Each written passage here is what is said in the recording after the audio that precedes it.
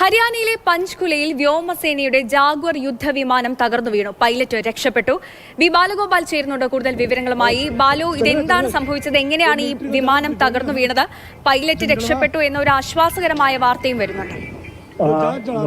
സന്ധ്യ, ഹരിയാനയിലെ പഞ്ച്കുലയിലാണ് വ്യോമസേനയുടെ ജാഗ്വാർ യുദ്ധവിമാനം തകർന്നു വീണത്. അംബാല എയർബേസിൽ നിന്ന് പരിശീലന പറക്കലിന് പോയ യുദ്ധവിമാനമാണ് ഈ ഹരിയാനയിലെ പഞ്ച്കുലയിൽ തകർന്നു വീണത്.